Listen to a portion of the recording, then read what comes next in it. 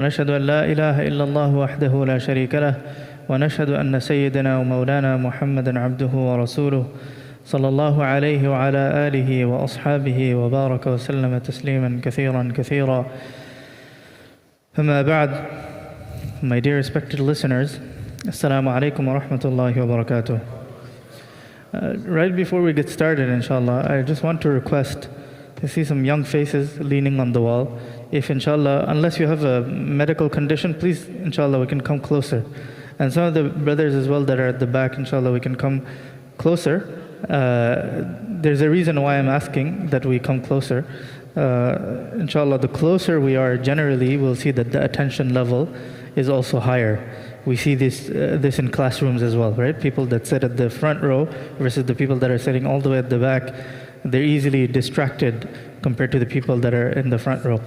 So inshallah, I want to request all the brothers, inshallah, unless you have a medical need, then it's understandable. But otherwise, inshallah, we can come closer. Jazakumullah khair. So first, I want to start, not right away with the fiqh of Hajj. We'll get to that. But first, I want us to understand the ideology of Hajj. Like, what is Hajj? What does Allah want from Hajj? What is the purpose of Hajj? What is the wisdom behind Hajj? What is the spiritual meaning of Hajj? And that's basically what I want to explore first, and I want to discuss that first. And the reason for this, as you might remember, even in the Ramadan workshop, I did the same thing, right? What is the significance of fasting? If a non-Muslim asks, why does Allah want you to do this ritual, this pilgrimage? What is the significance? What's the benefit? What's the utility? Then we will know what to say. We will know what are the wisdoms behind Hajj and what is the deeper philosophy behind Hajj. So I think if we look at this image, right, we see thousands of people surrounding the Kaaba. This represents the purpose of Hajj. We all know, for example, that in nation states we have armies, right? And one of the things that are done with armies is parades, military parades. So almost every country will have, military parades where they'll get, different battalions of the army. They'll come, they'll march, and then they'll have like a whole show, right? And they'll fly like F-22s and F-35s, and they'll do like different, acrobatic movements in the sky. They'll come with their tanks and so forth. What's the point of that? The point of that is to show the country's might. The point of that is for a person to feel proud that I'm a part of this. These are the people that are there to defend the values that we believe in. And the whole point of the march, the whole point of the parade is to show that might and that power. Hajj is where Allah subhanahu wa ta'ala annually shows the malaika that you questioned me, you doubted me. When I created Adam alayhi salam, when I created humans and I wanted to populate the earth with humans, you questioned me. This is found in Surah Al-Baqarah. They asked Allah subhanahu wa ta'ala, أَتَجْعَلُ فِيهَا مَنْ يُفْسِدُ فِيهَا وَيَسْفِكُ الدِّمَاءِ. Are we going to put in there such beings that will cause fasad, cause corruption, and that will shed blood, kill one another? And so Allah subhanahu wa ta'ala, He gave a brief reply. He says, Inni a'lamu ma la ta'lamun. I know that which you don't know, right? And so annually, this is Allah's parade. That look, thousands, hundreds of thousands, millions of people have come. And also, if you look at the acts of worship in Hajj, there is no necessary logic to it. Like for example, Salah, we can say there's some kind of logic behind it. Fasting, there's some logic behind it. We talked about all of this in the workshop for the month of Ramadan. But Hajj, for example, just circling this building, right? This Kaaba, this cube, if we can call it that. And then, same thing with Sa'i, right? Just running back and forth. Of course, there's historical significance. But for a person just to do it. And then there are certain ways that a person walks during ihram, certain things they cannot do, certain things that they should be doing. And then also there's pelting of stones towards the jamarat. We'll cover all of that today. And there is no necessary logic. And the whole point is to show to the angels that, look, they submit to me. They don't ask, okay, why 7 times? Why do I have to do 7 shouts? Why do I have to circle 7 times? Why not 8? Why not 9? Allah said this many times, that's why we do it. And this is Allah showing the angels with pride that these are my servants. They have come here to worship me. They have come in complete submission. I told them to wear certain things, and that's what they wore. I told them don't do certain things, and they do it. So this is one of the purposes. Another purpose that we can see, subhanAllah, I mean, this is very low resolution, but I wish if we could zoom into just the different faces that we can see. We'll see people from every single corner of the world, right? There's, Arabs, there's Desis, there's Africans, there's, East Asians, name it, there's Europeans. Every single race, every single ethnicity, every single nationality is represented there. You will never find, not any other gathering, except maybe the Ijtima in Bangladesh. Outside of that, you will never find people from so many different nationalities having come together just for one sake. These people, they don't all know each other. They're not all, friends for years and years and years, but they've come together. Why? Because Allah has brought them together. And this was the dua of Ibrahim alayhi salam. One of the things that he prayed for is that make it mathabatan linnas, a place that, this is a barren land. When Ibrahim alayhi salam with his son Ismail, they're building the Kaaba, this is a barren land, not too many people are coming and going there. But he made dua that, oh Allah, make it mathabatan linnas, make it a place that people will, come from different parts of the world. And this is something that we see. So, this is another purpose of Hajj, to show this equality, to show this union, this unity, that despite our different backgrounds, Allah subhanahu wa ta'ala is bringing us together. So there are some practical things that a person should make preparations. There's 2 types of preparation. One, I will say, is the kind of material aspect of it, and the second is the spiritual aspect of it. In terms of the material aspect of it, of course, learning about Hajj and Umrah, right? Like seminars like this, there are different workshops that take place in different masajid, for us to sit in those. And again, let me just tell you something that we'll go over the basics of it. I've tried to make it as descriptive by adding images, and we'll talk about some practical aspects as well. But it's not like actually being there. And once you're there, it'll be a whole different thing. So my recommendation is you take notes. And who are the brothers that are going this year? Raise your hands if you're going this year. MashaAllah, may Allah accept you. And I have one request, that please, please, please remember me in your du'as. And I'll ask you again, inshallah, at the end of the workshop. If you've benefited from this, then I have this one small selfish request, that you make dua for me, inshallah. So my recommendation, the brothers especially that are going this year, but everyone else, take some notes, because you'll definitely forget. This will be quite long, and we'll forget some things. So it's good to take notes. Of course, picking the correct travel agent and tour operator, these are things that are less there now, especially with the new system that the government has established. Nonetheless, they do have muallims. They have certain teachers, so to say, that will instruct people on how to perform Hajj. This keeps going on and off.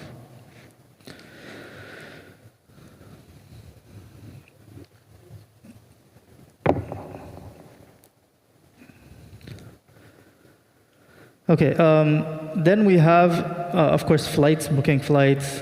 Generally, when we had agencies, then they would take care of all of that, documents, taking money, like taking out the right amount of money that a person will need while they're going for Hajj. Medication, of course, if a person has to take regular medication, these are lists that of essentials that one should not forget. Clothing, the necessary clothing, of course, ihram, the ihram clothing. But once a person comes out of ihram as well, then some regular clothing that they have that they can wear outside of their ihram as well. And then, a packing list or a guide, basically things that a person wants to do in terms of visitations and things like that. Traveling companions, this is a big one. Depending on the kind of company that a person has, either their Hajj can be extremely productive, or people end up wasting a lot of time, right? Even in the time of Hajj, people get into arguments, people start looking at sports and scores and so forth. Of course, we're there for a couple of days, and we'll talk about the details of it, but inshallah, we should try to make our utmost best effort to make all of it dedicated only for the sake of Allah subhanahu wa ta'ala and His worship. These are the spiritual preparations. Number one, to repent from all sins. Of course, when a person goes for Hajj, then they're like, the Prophet ﷺ says that this person is like the day he was born, the day his mother gave him birth, he becomes like that again. So basically completely sinless and completely forgiven by Allah subhanahu wa ta'ala. But however, what we want to do is, this is a journey to Allah, and we want to go in the best possible state. So number one, repent from sins. Number two, to resolve any kind of differences or any kind of malice that a person has with someone else. Maybe someone is not talking to someone else. Maybe, and there's a deep reason why I'm saying this, because Allah will not forgive huquq al-ibad. Allah will forgive His own huquq, His own rights, right? Like for example, if a person misses salah, if a person forgot to give zakah, whatever, these things, Allah can forgive. On His own, He can forgive. But if I hit somebody, or if I backbited about somebody, this is something that they have to forgive. And so if a person goes for Hajj, and he is reborn, let's say, he, all of his sins have been washed off, but then there's still some outstanding sins because they haven't sought forgiveness from someone else. So before they go for Hajj, this is a good opportunity. This is a good opportunity for a person to go to different people and say, "Oh brother, please forgive me for the sake of Allah subhanahu wa ta'ala." And a good option is to ask for general forgiveness. That if I have done anything to anybody, then please forgive me. To pay off all debts, this is also very important. As a matter of fact, Hajj does not even become fard on a person that has so much debt that they cannot actually afford to go for Hajj. The priority there is to pay off a person's debts. Of course, you can imagine if a person sees somebody else go for Hajj and they're still due some money, they're going to think, this person definitely has the money, but they're just not willing to give it to me. And that creates friction, right? To make sure that the wealth for Hajj is from halal sources. Of course, if a person has haram income and they want to go for Hajj, what the ulama say is that one way that a person can or should do it, of course, we want to use the best kind of wealth to go in the path of Allah. So what they can do is they can borrow from someone else, right? Use that for Hajj and then pay the person back with their own wealth. Ideally, of course, we shouldn't even have haram sources of income. Memorize some du'as. I have entire documents if a person, and we'll talk more about du'as inshallah, especially for the day of Arafah, because a person has 5-6 hours basically just for du'as. So what kind of du'a should a person make and so forth, inshallah. I'll discuss some of those and I'll share some documents with the brothers that are going this year, inshallah. Offer 2 rak'ahs for traveling and for forgiveness, before a person leaves, and then ensure that dependents are catered for. So if a person is going for Hajj, let's say they go for 20 days. These 20 days, of course, their family has to survive, right?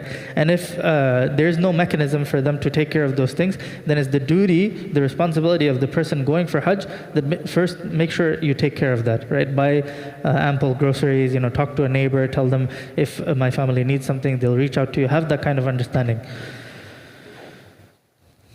So,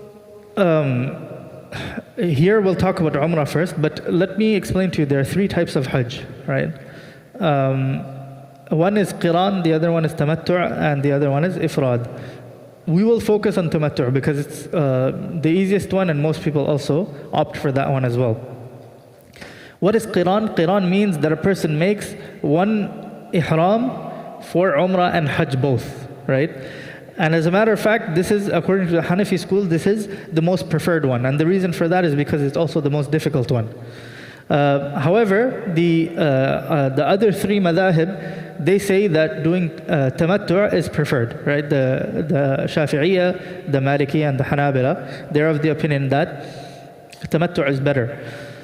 And they have their own reasoning, which is basically separating ibadat. So it's as if you're doing multiple ibadat. So, of course, they're all valid opinions. We'll go with tamattu' because this is what most people opt for. But now you know the difference between the two. And you can make intention. There's slight differences. We'll talk about the differences. And it mainly has to do with sacrificing.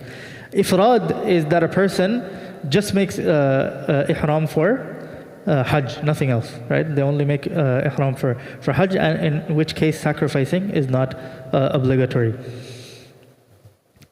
So how does one get into the state of ihram?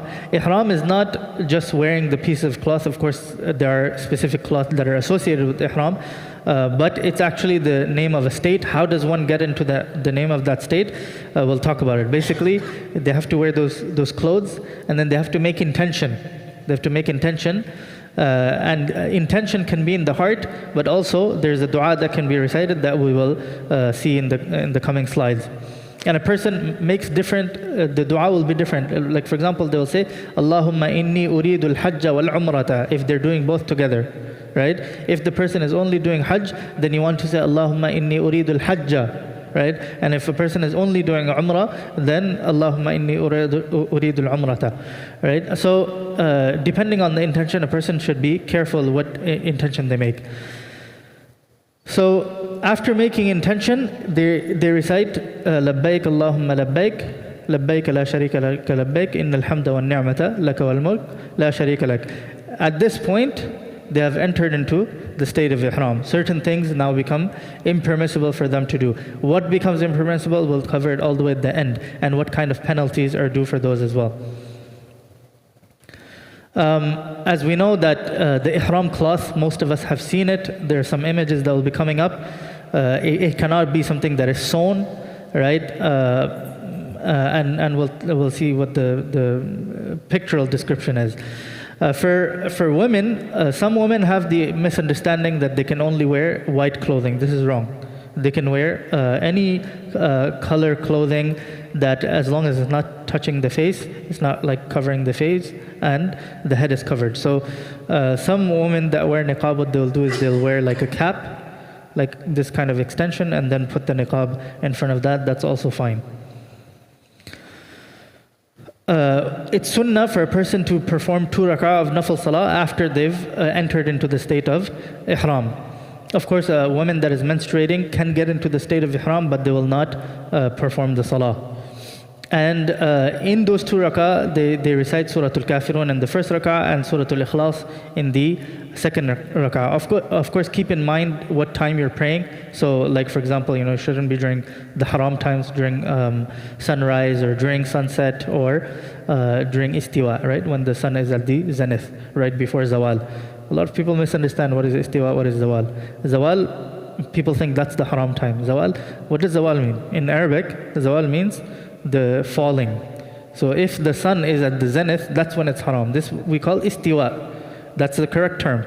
And then after it goes beyond that point, that's called zawal. Now you can pray Salatul Dhuhr. So during istiwa, it's haram. We understand the difference, right? Istiwa and zawal. Here in the slides it says zawal, but it should be istiwa. Of course, after Asr Salah until sunset, there's hadith for that as well. Then we have the mawaqit, we have miqat. A person should wear the ihram before the miqat. Generally in the planes, like if you use Saudi Airline or other airlines that are operated by Muslim nations, they'll usually announce. They'll tell you like how much, how many kilometers is left before the miqat. However, it depends. If a person is going to Medina first, they will have a different miqat. They actually don't have to wear the ihram if they're going to Medina first. And there's a little map here that we can see. So this is, you have Mecca, and then you have the boundaries of the haram, and then you have the miqats. The blue circle with the yellow lines, those are the miqats. If a person comes from Medina, where are they coming from? North, south, where? North, right? So which one will be their miqat? Dhul Hulayfa. You see that, I don't know if you can see the mouse right here, right? If a person is coming from northeast, right, which basically we are doing, or from northwest, which one will be their miqat? Sorry? Juhfa. Same thing if a person is coming from Jeddah as well. These are the ones that are relevant for us. And then people that are coming from South Asia or from South Africa, they have different mawaqit as well. So we understand the idea of the miqat, but again, if you go to Medina, then you don't have to worry about the Juhfa miqat. Rather, you'll have to worry about it later when you're coming from Medina. Yes?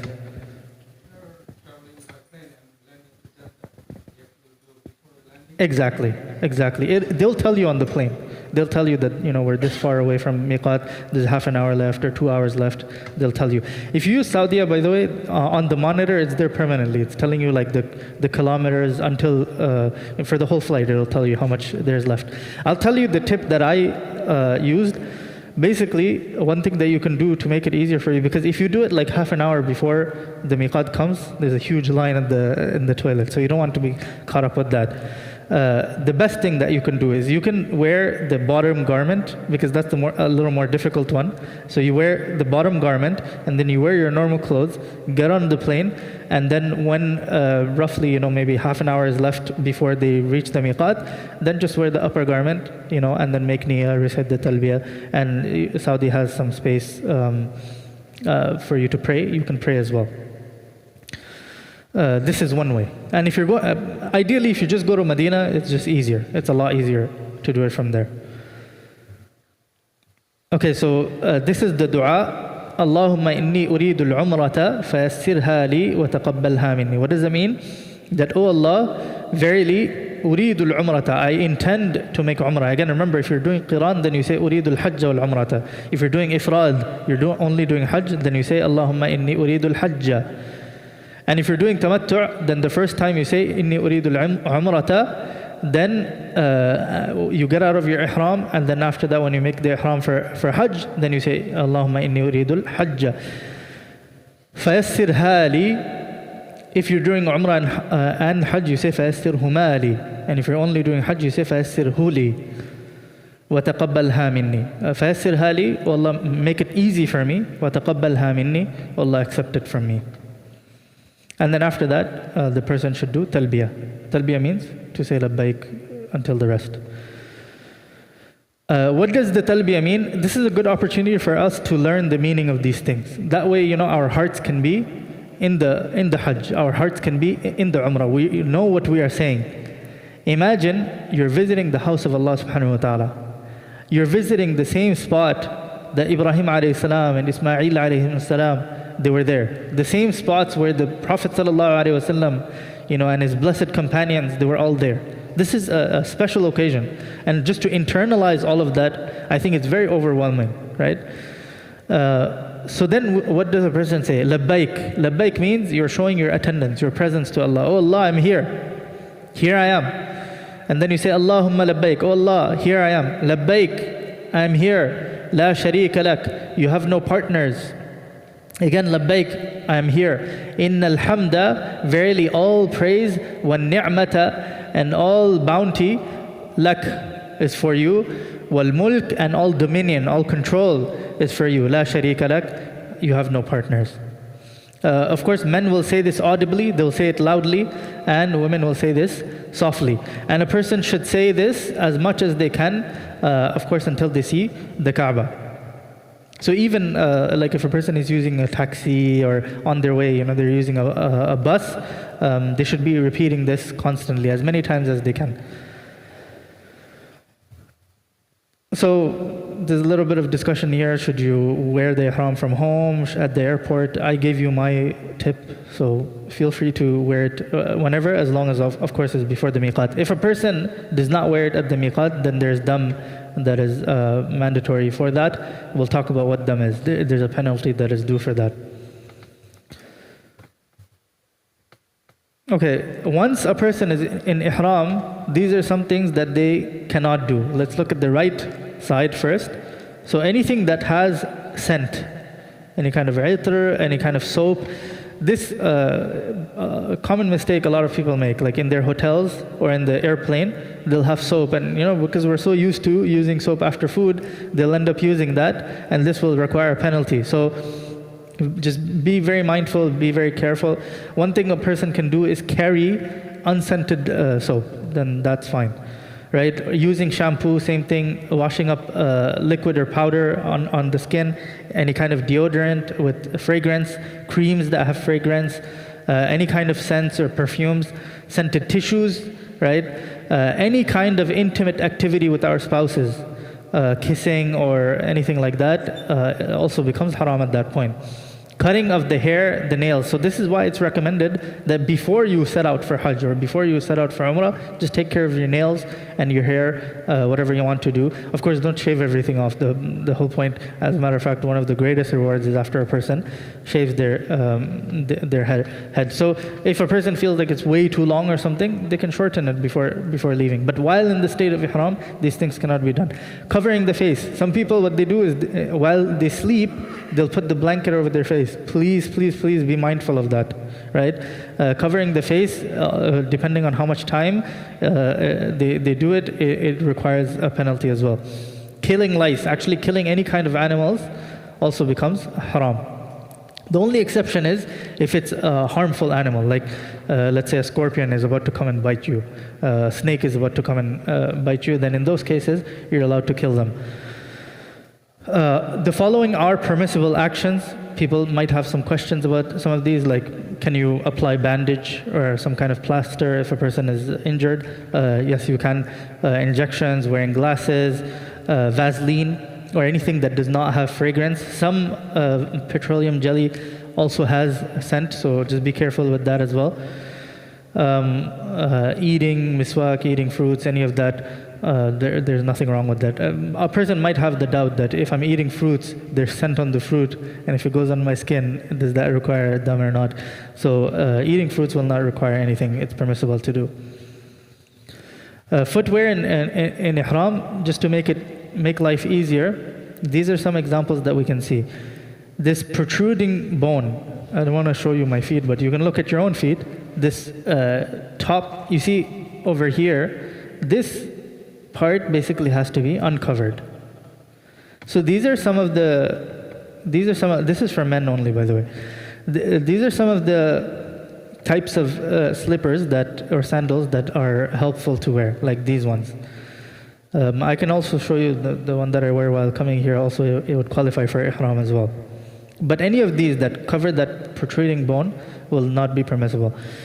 Another thing to keep in mind is we want to get a solid pair of sandals. It's really worth the investment because you will be doing a lot of walking, and it's really a good idea to keep a solid pair of sandals with you. If you get some like cheap Dollarama ones or dollar store ones, it's a bad idea. If it gets ripped, then what do you do? It's a whole other headache trying to go to the markets and finding a sandal and so forth. So it's worth investing, $30, $40 into that, and then when you come back, use it, no problem. The area of the haram is something that was defined by Jibreel alayhi salam to Ibrahim alayhi salam, Ismail alayhi salam, and also to the Prophet sallallahu alaihi wasallam. Generally, when you go there, you will see the signs that will show you where the boundaries of the haram are. You can see it here, the inner green circle, or the green, what is it? Something with four sides, not exactly a rectangle. But this is basically what it looks like. They'll show you the boundaries, right? The end of the haram boundary and then the start of the haram boundary. You will see signs that will show you where they are. Okay, before starting the Umrah, there's no need to hasten a person after they land. You can go to the hotel, take some rest. Of course, plain showers are allowed. So the reason why I'm saying to do all of this is because you don't want to be super tired. Of course, we're excited, but then once you go, you don't have the energy to do tawaf.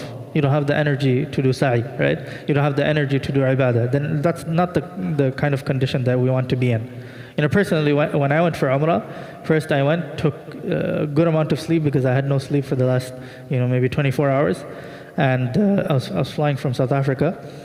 So I took some rest, and then from Dhuhr till the rest of the day, spend it in the haram, You will have all the energy in the world to do as much ibadah and as much dua, and you will have the mental clarity as well. You won't be in a bad mood. This is, we don't want to be in that state. We don't want to be in a state where we're in a bad mood and we don't feel like doing it. Of course, this is a rare opportunity. It's not like every day that a person gets to do it. Those that live there, mashallah, may Allah grant barakah, they can do it very often. But for us, it's not a very common occurrence. So we should maximize the amount of benefit that we can take. You can remove it, yeah. Yeah. And then put it back, yeah. Yeah. You don't need to redo your intention and all of that. You're allowed to take those clothes off, if you use the washroom or you take a shower, it's completely fine. As long as you're not doing anything that is contradicting the ihram. You can sleep, yeah. Don't worry, it's okay. Okay, Umrah is sunnah mu'akkada. If you haven't done it at least once in a lifetime, for those that have the wealth to do it, it's sunnah mu'akkada. In ihram, in Umrah, there are really two things that are fard. One is the ihram, of course, for entry, and then the tawaf. And then there are two wajib, necessary acts. It's the sa'i between Safa and Marwa. What is the sa'i? How to do tawaf? We'll get to that very soon. And then, of course, shaving and trimming the hair once a person is about to exit the ihram state. So these are some, etiquettes that a person can keep in mind. Make intention of i'tikaf, make the dua for i'tikaf, enter the masjid with the right foot, and so forth. For women that are in the state of menstruation, of course, they cannot enter the masjid, they cannot also do tawaf, but they can do everything else. They can also be in the state of ihram, no problem. What many women do, many sisters, our recommendation is some women, they'll get birth control pills before going, and that changes the cycle. So that's something that can be done. What to do in Hajj when some of the things are due, we'll discuss those as well. Okay, of course, keep in mind that a person should do talbiyah until they see the Kaaba. And we want to be in a spot where we can see the Kaaba and also stand there and make dua. So as we know, the hadith comes that the Prophet ﷺ mentions that the first time the person sees the Kaaba, then all of their dua are accepted. So as soon as they sight the Kaaba, they can start to make dua. They can stand on the spot and start to make dua. Once they start their tawaf, the place to start is, if you can see the mouse, this spot, right? The Hajar al-Aswad. You might not be like right next to it because that's hard to do, but you'll have a line of sight. Back in the days, they used to have this black line that used to go, which was very helpful, but it's been removed. But it's very important that you start there. You cannot start before that, you cannot start after that. So as long as you get the general direction, it's very easy to do. And you will be able to see because people stay stuck there and they're making dua. So you're easily able to locate them. That's where we start, and you go in a counterclockwise motion. You should be able to see a green light across from that. From the top? Okay. The green light is, I've noticed it in Safa Marwa. I did not see it. Okay, I haven't seen it, eh? So if there's a green light, there's a green light. Okay, so apparently there's a green light now instead of the black line, so you can follow that as well. It's open air though. Okay. Okay. Okay, I see. So you can follow the green light, or you can sight the people.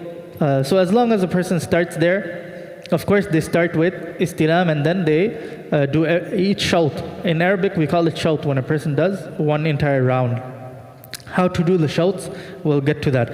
This is a rough schema of what it looks like, right? These are some of the things that are relevant for us. Of course, the Hajar al-Aswad, the black stone. If you can try to go and touch it, then do it. However, what I'll say is, that's not the maqsad. Look, Allah can forgive a person without having touched the Hajar al-Aswad. Of course, we should try our best to do it. But if a person has to fight and quarrel with people and, pull some MMA moves and like some jiu-jitsu and stuff, then leave it, man. We're not here for that, right? I remember when I went, there are people, they have like strategies, they'll, sometimes it's a group of sisters, they'll put their hands on each other's shoulder and have like this human ramming machine that will just go through the entire crowd and reach the place. If you want to do that, it's up to you. But at the end of the day, of course, we're here to come close to Allah subhanahu wa ta'ala, not to harm any other people. So if we can do that, generally, as you do the shouts, you can actually get closer and closer and closer. It's not impossible. But again, it's not worth, fighting with people and quarreling with them. And the other important point that we need to keep in mind is this: the Maqam Ibrahim, will need it for after a person is done with the tawaf. This is just another schema of it, right? This is the black stone. This is the Maqam Ibrahim. Of course, the start of the tawaf is from the Hajar al-Aswad, and then a person will go counterclockwise. This is what it actually looks like. Okay, so tawaf, to do tawaf, a person has to be in the state of wudu. They have to make intention. Without wudu, by the way, a person cannot do tawaf, right?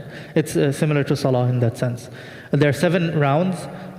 We start at the Hajar al-Aswad and stop reciting talbiyah. This is what the Hajar al-Aswad looks like, of course. And you can see what the shouts look like, right? You have the Hajar al-Aswad, you have this line that goes all the way that a person can face. Okay, ittiba' and raml. These are good Arabic terms to remember. When men do tawaf, not for women, this is just for men, when they do tawaf, and this applies for any tawaf that has a sa'i attached with it. Because remember, when a person is done with their umrah, they can do any amount of nafil tawaf, right? And nafil tawaf does not have the same requirements. So ittiba' means that you uncover the right shoulder, and you will see, like there's a picture of this, right? You can see they've uncovered you see this person here. They've uncovered their right shoulder, and basically they attach it from under their arm. In all 7 rounds, this should be done. Raml is a certain type of walking that should be done for the first 3 rounds. And basically it's a kind of brisk walking, like a little quicker, and with the chest out to kind of show with pride that I'm here for the sake of Allah subhanahu wa ta'ala. Of course, women do not have to do either of these. And then after completing the tawaf, one should cover the right shoulder again. So when a person is at the Hajar al-Aswad and they start, one they do istiqbal. Istiqbal means to face the direction of the Hajar al-Aswad, and then they say Allahu Akbar, La ilaha illallah, they drop their hands. And then they do istilam. Istilam, if a person is right in front of the Hajar al-Aswad, which is very difficult to get, especially at the start of the Umrah, then you kiss it if you can, right? And in each round, in each shout, you try to do that. But if you cannot, then it suffices for a person to raise their hands towards the Hajar al-Aswad and to kiss their palms without making a noise, right? This suffices. Now, one thing I will say, it's better for a person to face it while doing that. You'll see many people, they're like walking and just going like this. They'll kiss and just go like this.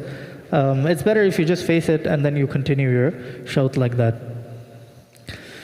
During a tawaf, any dhikr can be recited as long as you are not disturbing anyone, and also make lots and lots and lots of dua. Really, I'll say, all the du'as that you've ever wanted, this is like the opportunity, to make those du'as.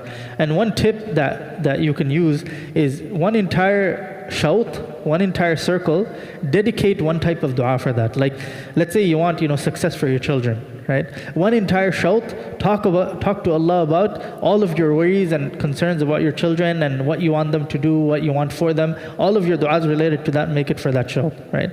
And really, there's an etiquette to making dua. We want to praise Allah, we want to appreciate the things that He's already given us, and then after that, we ask Him for more things. Of course, we control our gaze.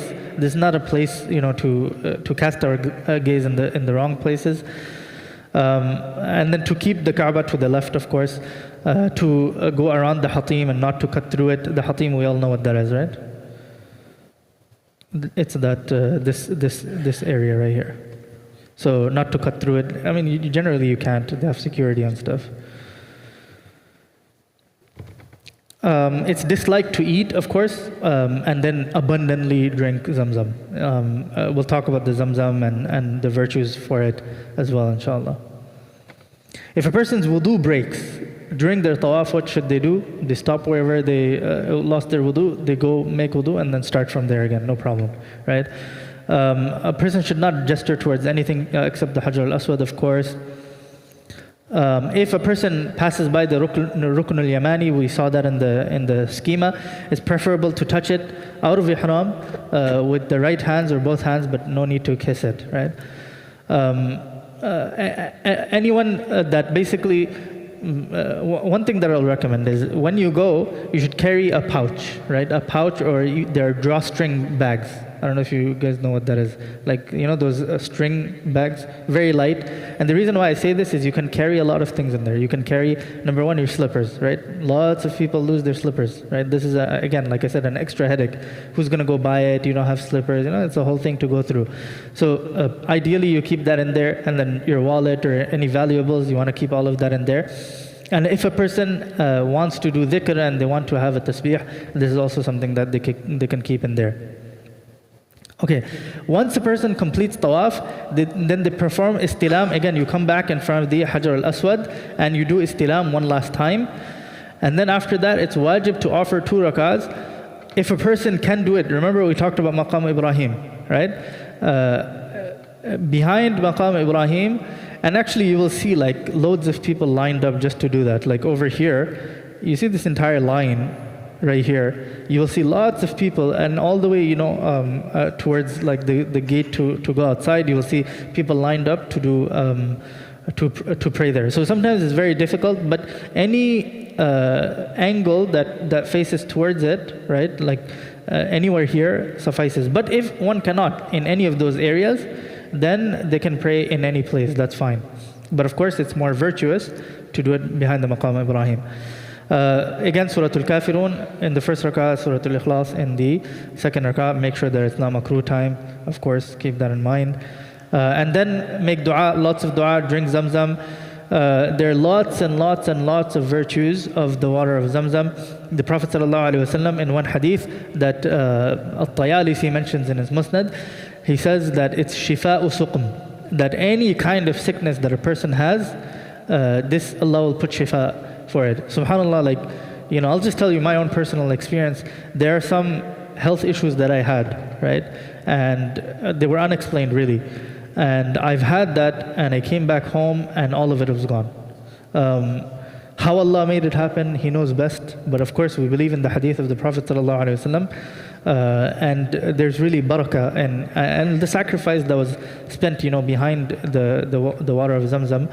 Also, that's the fadl and the barakah from there as well, right? So.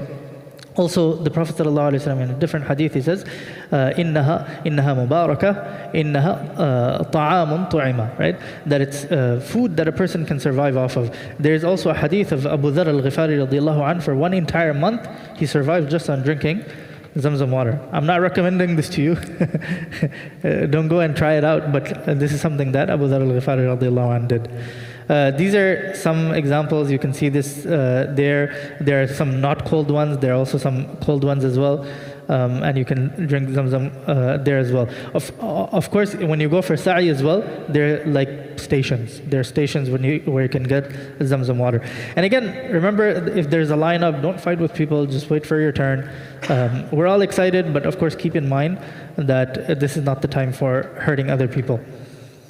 When a person goes for sa'i, perform istilam before sa'i for the 9th time. So there's actually a sign that will tell you, they'll say towards the mas'a, towards the place for sa'i. And once you head there, you will see that there's a lot of people that are standing there facing the Kaaba. Again, like right at Safa, you will see it's an elevated spot, and people are facing the Kaaba and doing istilam and making dua. This is also something that a person can do. There's no wudu that is needed for sa'i. This is what the sign looks like toward the Mas'a. Something interesting, my experience, when I went there, we'll see that almost the second national language of Saudi Arabia is Urdu. It's like a ajib phenomenon, right? So you can see here, ila al-mas'a in Arabic, to mas'a in English, and then sa'i ke liye. This is Urdu. Sa'i is wajib.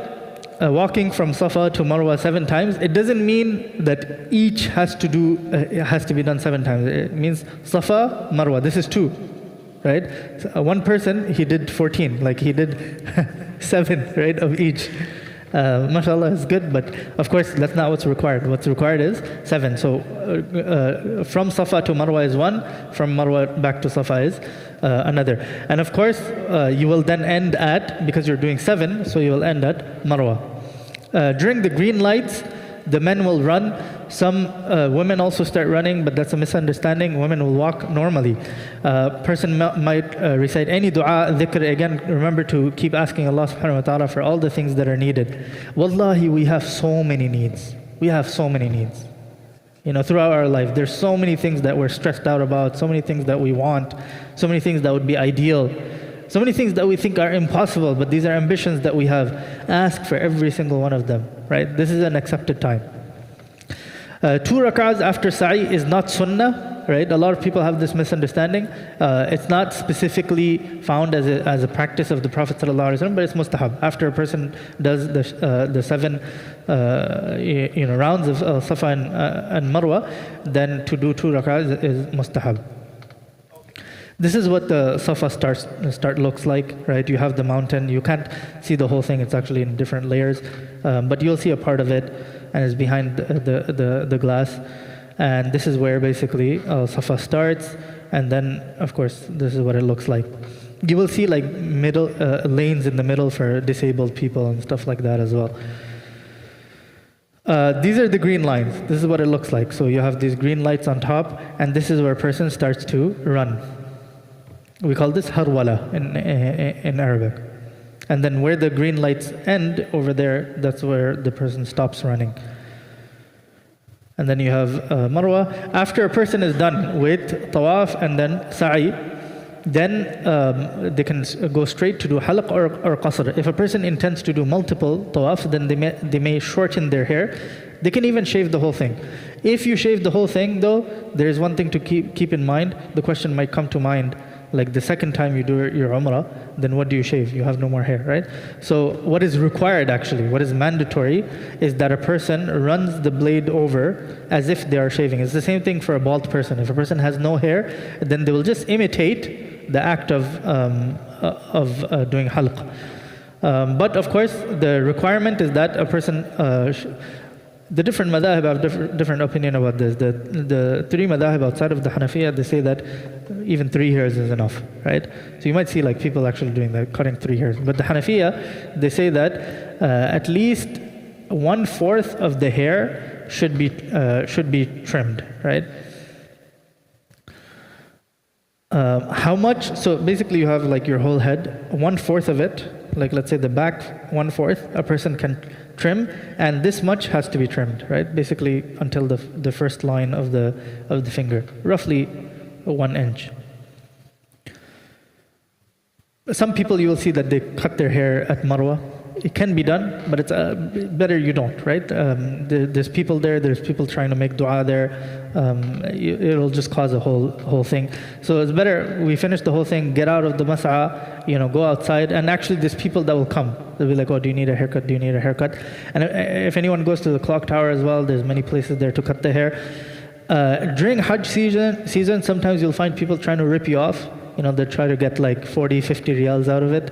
But it should be maximum 20 riyals, right? 20 riyals usually suffices. If you go to any of the professional barbers inside, they'll charge you roughly 20 riyals. Some people will charge 10 riyals, but generally it's 20 riyals. Sorry?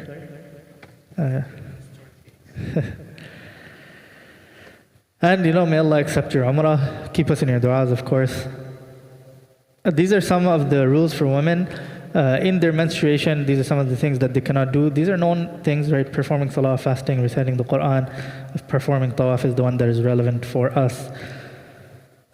If any sister has any questions related to Hajj or Umrah or related to menstruation, I request that they ask privately. As a matter of fact, my wife is also a alima, and she can even answer those questions. A lot of times sisters feel more comfortable asking those questions. Sorry? She's not upstairs. She wanted to come, but I was in a rush. But inshallah, we can share her number with the sister, and then, if anyone has questions. Okay.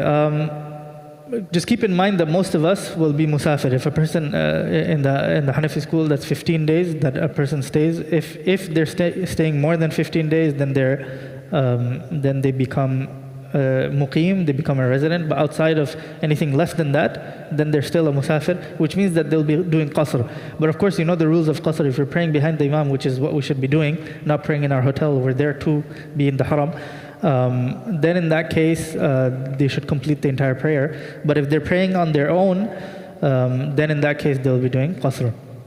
If a person is going for Hajj, generally they're staying longer than 15 days. It's a good opportunity to stay longer.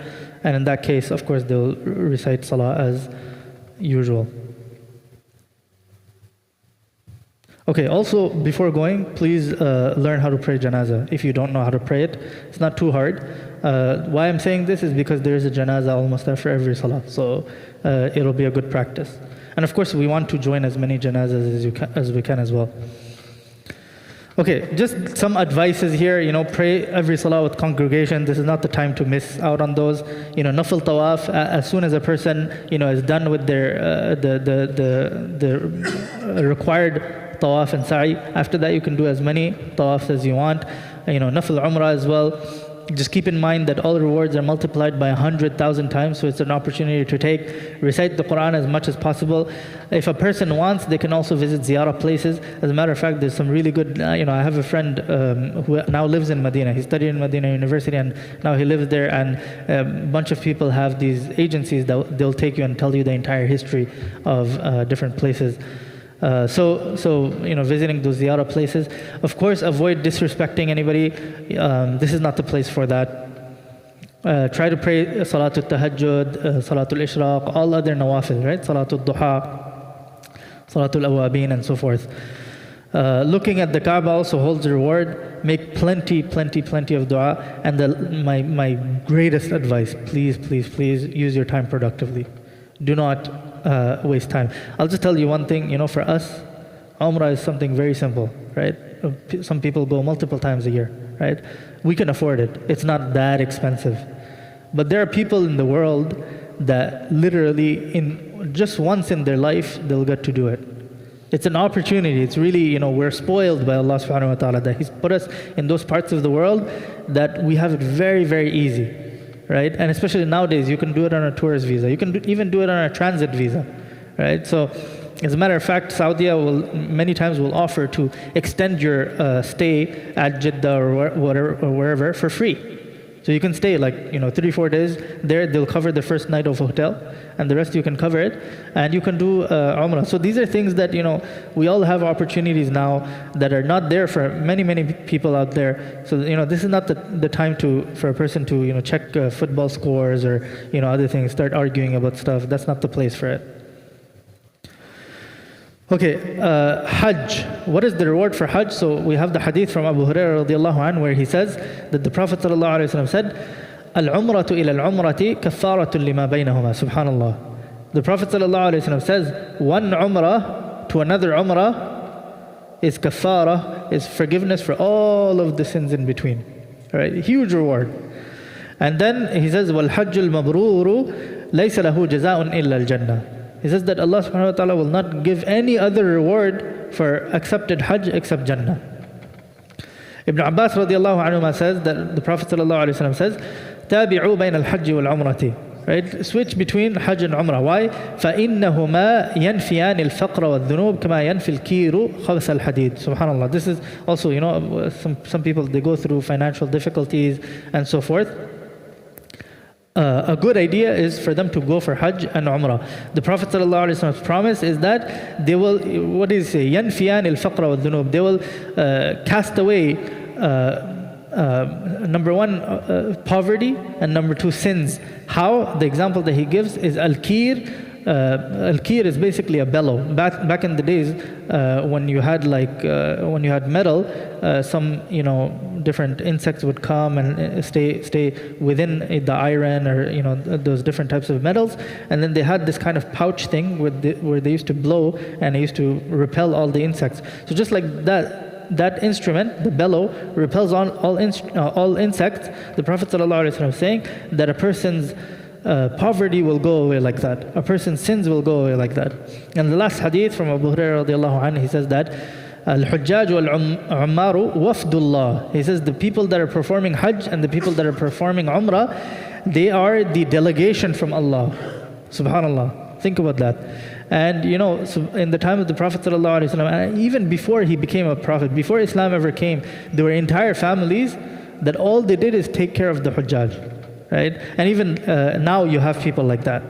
So they are the guests of Allah subhanahu wa ta'ala, the delegation of Allah. In da'awhu ajabahum. If they call on to Allah, Allah responds. Wa in istaghfaruhu ghafara lahum. If they ask for forgiveness, Allah forgives them. This is whose promise? Rasulullah sallallahu alayhi wa sallam. And of course, anything he promises is true, is haqq. Okay, what is fard is in Hajj. Number one, of course, ihram with niyyah and talbiyah. Talbiyah, we know what that means now, right? Labbaik Allahumma labbaik, the whole thing. And then the niyyah also, we know how to do it. Allahumma inni uridu al-hajja wal-umrata, or al-hajja fayassirhu li wa taqabbalhu minni. We have the du'as here. If anybody needs it, I'll go back to that slide. You can take a picture. I can even share these slides with you if you like. Staying at Arafah. Staying at Arafah is literally the most important component of Hajj, and the rewards for it are abundant. And without that, the Hajj is actually completely incomplete, and a person will have to repeat it. So stay of Arafah is also fard, and then tawaf al-ziyarah. We'll talk about tawaf al-ziyarah, which is after the stay of Arafah and the 10th. So, and then there's things that are wajib. Wajib is to not leave Arafah before sunset. When Arafah will take place, we'll go through each day, inshallah. We'll go through the 8th of Dhul Hijjah, 9th of Dhul Hijjah, 10th, 11th, 12th, 13th. We'll go over all of these days, inshallah. Pelting of the jamarat, to throw the stones at the 3 jamarat, this is also wajib. Sacrificing, if a person is doing tamattu' or they're doing qiran, then this is also wajib. Cutting of the hair, of course, to get out of the state of ihram, and then to do these in order. This is also wajib. To do sa'i after tawaf al-ziyarah is also wajib. To stay in Muzdalifah. Remember that after Arafah, we'll talk about the sequence inshallah, but after Arafah, basically at night, after sunset, they go to Muzdalifah.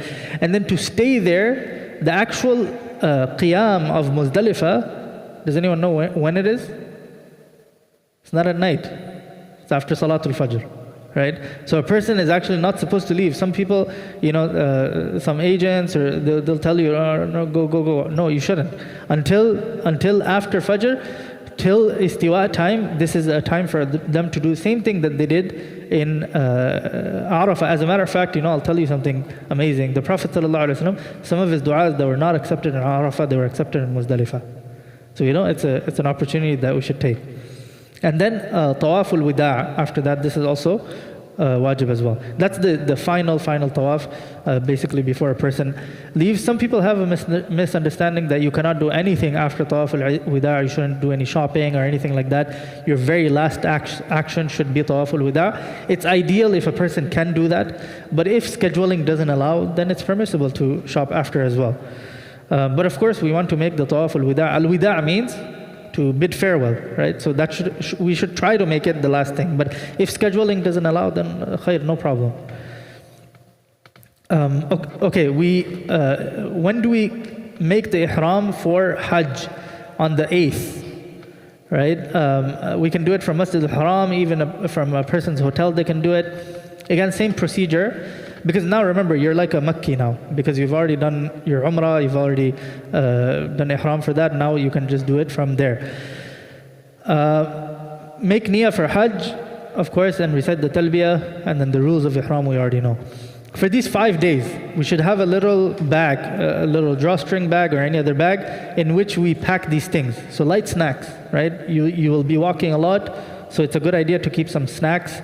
Medication, of course, if a person has medication that they need to take, if a person is diabetic or something like that. Extra clothing if needed. For after, of course, they come out of their ihram. Spare ihram, maybe something happens and it gets dirty or it gets najas. Spare ihram if needed. Reading material like du'as, or I'll mention one book inshallah that is very helpful, especially for the day of Arafah. So reading material, toiletries, of course, small pebble bag. We want to keep one bag. This is a really important one.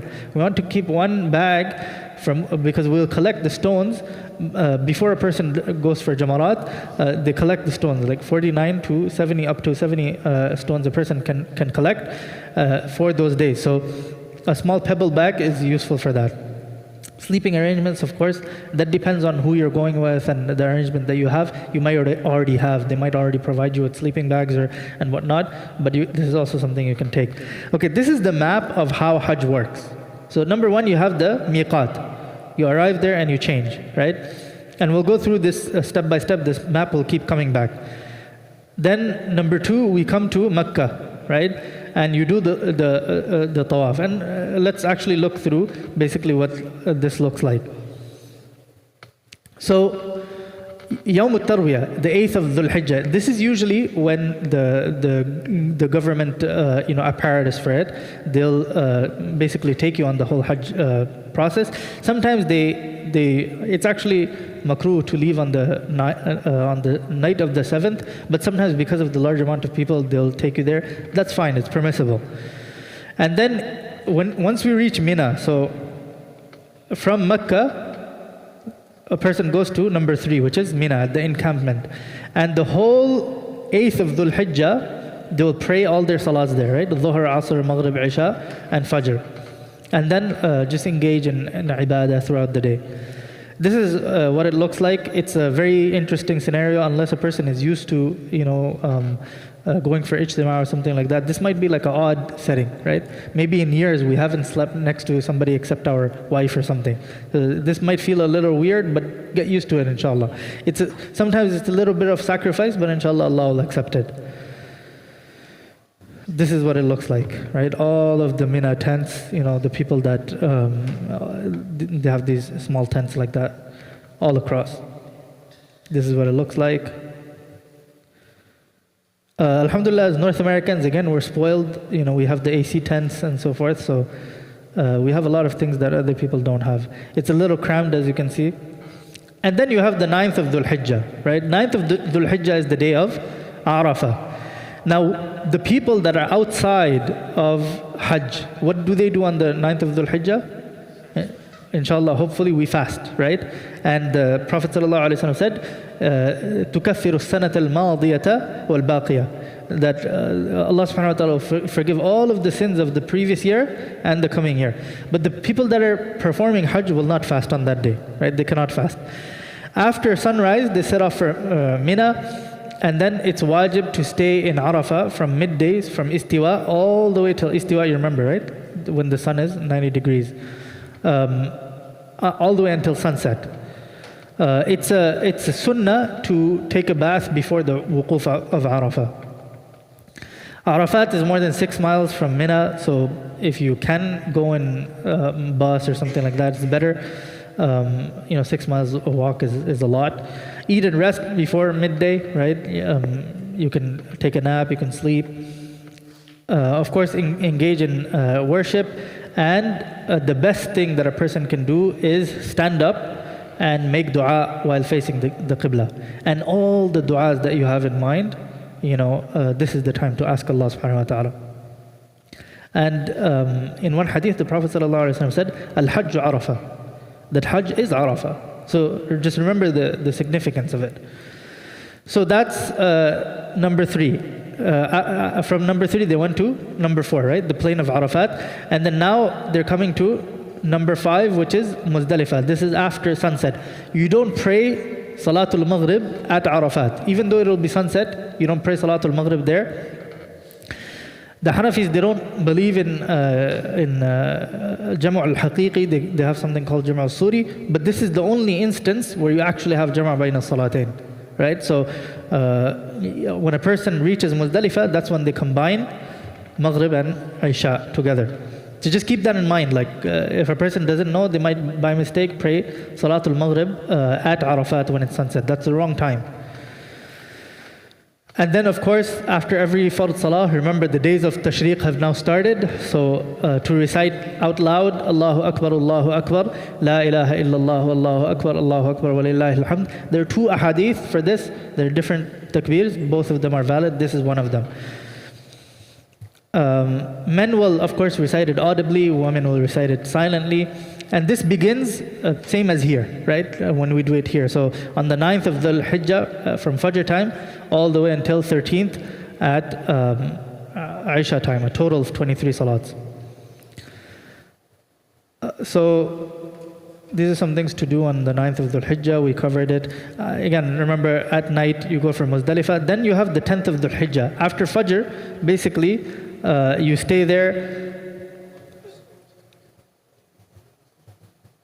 And we collect some pebbles for stoning after Fajr.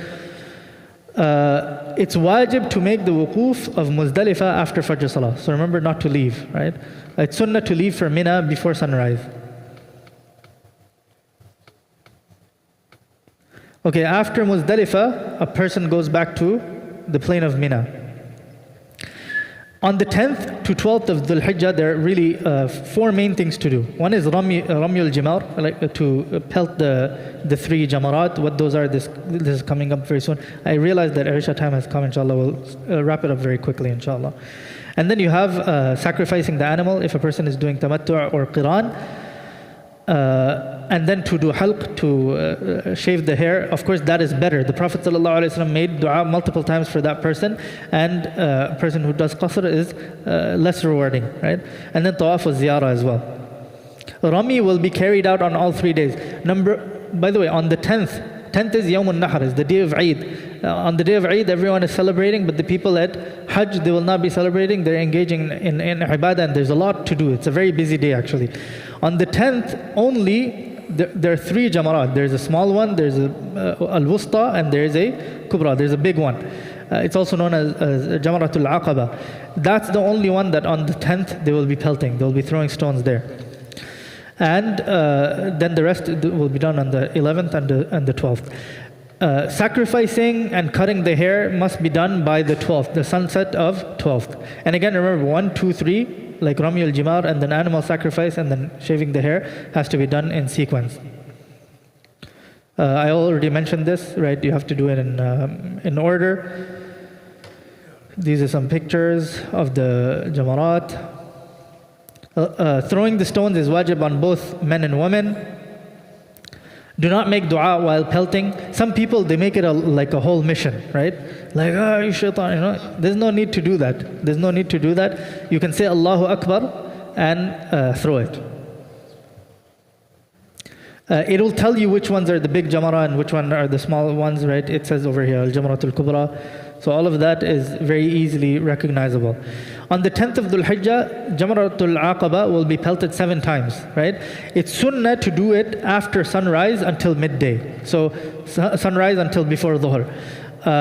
Midday until sunset is permissible, and then there's 2 makruh times, which is before sunrise and then after sunset. It's disliked, but if there's some kind of delay, you can do it after Maghrib as well. After sunset, this is permissible. There's no dua, as we mentioned. We have until the 13th of Dhul Hijjah to do all 3 of those pillars, right? Remember that it's wajib to do it. And then remember, slaughtering the animal. This is something that is called Damu Shukr, that because we were able to do Qiran or Tamattu', we are thanking Allah subhanahu wa ta'ala, and that's why we're sacrificing the animal. And then you have halq, which is shaving the hair. By the way, sacrificing the animal doesn't have to necessarily be done by oneself. Usually there are agencies and groups that will do it for you if you want. You cannot do it in a different country, by the way. It has to be done over there. So for the Eid slaughter, if a person wants to do that separately, that can be done separately on top of the Damu Shukr that is done over here. And then the only thing, okay, so after shaving the hair, there's really just one thing that is left, which is tawaf al-ziyarah. Until then, a person cannot be intimate. They can do everything else. Like they can wear regular clothes, they can do everything else, but they cannot have sexual relations with their spouse until they do tawaf al-ziyarah. Tawaf al-ziyarah is fard. It has to be performed between the 10th and the 12th of Dhul Hijjah. And then a person does tawaf al-ziyarah, of course, after shaving their head. And that's basically the last part, right? They're reaching back now to Makkah. Remember, after number 6, which was where they were doing the Jamarat, you see the 3 pelting areas there. Then you come back to the Makkah and you do Tawaf al-Ziyarah, and then, of course, Sa'i after that as well. Tawaf al-Ziyarah, Sa'i should be done after the Tawaf al-Ziyarah. And remember, any time where there's Tawaf and Sa'i, you have to, do ittiba, you have to do ramal as well. The first 3 shouts, you do it a certain way.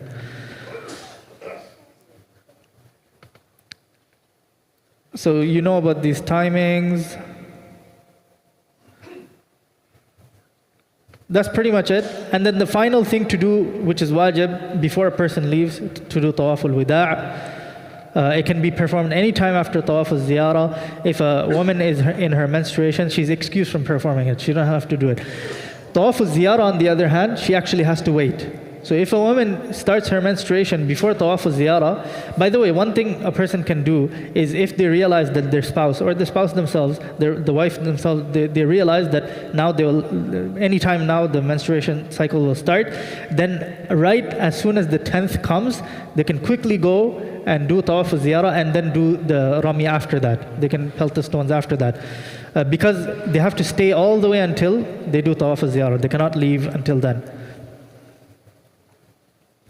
There are penalties. These are 4 types of penalties.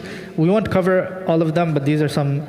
For badana, this is the most expensive one. It'll be more than $1,000 actually. It's a camel that a person has to slaughter. There's really 2 occasions that this happens. I don't know why you would do them. After wuquf Arafah, before shaving the head if a person has sexual relations, or if a person does tawaf al-ziyarah in the state of major ritual impurity, in the state of janaba. And then there's dam and sadaqah. Sadaqah is small things that a person does, so to give any minimal amount for sadaqah. So inshallah, we'll end it here. We rushed through the end, but if anybody has any questions about when certain types of dam or badana or sadaqah is required, feel free to ask inshallah. And then inshallah we can have Salatul Isha and Adhan can be called. Okay. There are some questions. Okay, as long as I have your green light, we're good to go. Okay, those that are going for Hajj, do they fast for the 10 days? So as soon as the days of Hajj come in, the days of Hajj, remember, it starts when? On the 8th, right? That's when they start their Hajj. So after that, a person does not fast anymore. But before that, they can fast. But of course, keep in mind that if you're doing Umrah and you're doing Tawaf and you're doing Sa'i, then it might be a good idea perhaps not to fast. Especially nowadays, Hajj season is coming in very hot days, right? So it might be a bit difficult, so use your judgment. It's more worth for a person to be doing Tawaf. The best thing that you can be doing while you're there is to do as much Tawaf as you can and to make dua. So keep your energy for that. Should we cut our hair in 3 places, and is it necessary to have our hair cut by someone who just finished Hajj as well? It's not necessary to, any person can cut our hair. We can even do it ourselves as well. You can go to the store and they can cut your hair. So any of that is valid. Should we cut our hair in 3 places? It's not required to cut in 3 places.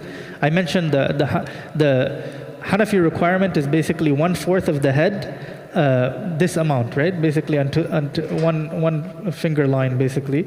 This much is the minimum that a person should cut. Of course, the best is just to completely shave for men.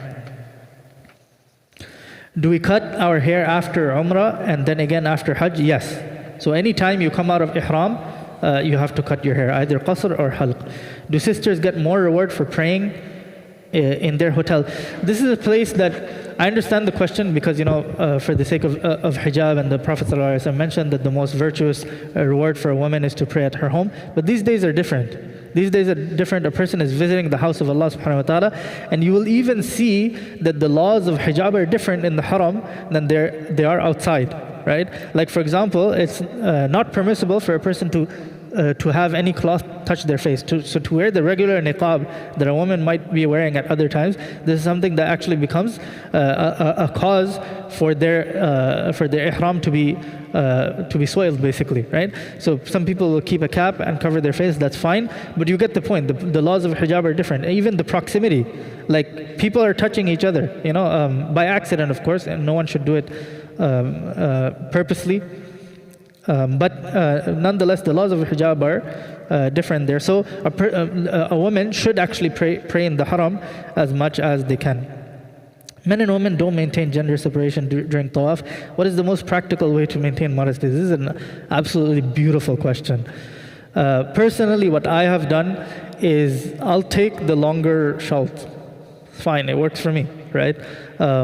I'm conscious of who I'm touching and who's rubbing into me and things like that. So personally for me, you can find a way to do tawaf and even be roughly close. I mean, in the days of Hajj, of course, it's a lot more packed.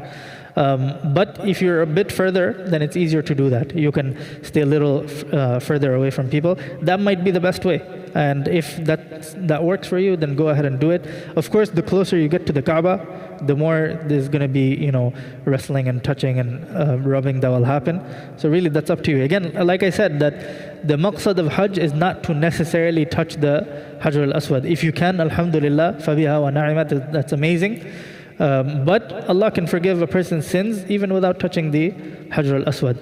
The idea, of course, is to, not fight with people, not to quarrel, not to cause any fuss. People get emotional. In these times, they get emotional, during the throwing of the stones, during tawaf, people get emotional. And then by getting emotional, they cause themselves more harm than any good. So, these are things to keep in mind. May Allah grant us the tawfiq. The brothers that are going for Hajj, again, my request to you, please, please, please make dua for myself, my wife, and my son. Please make dua for us. Do not forget us. If you benefited from this, inshallah, make dua for us. Jazakumullahu khair wa akhiru da'wana and alhamdulillahi rabbil alameen.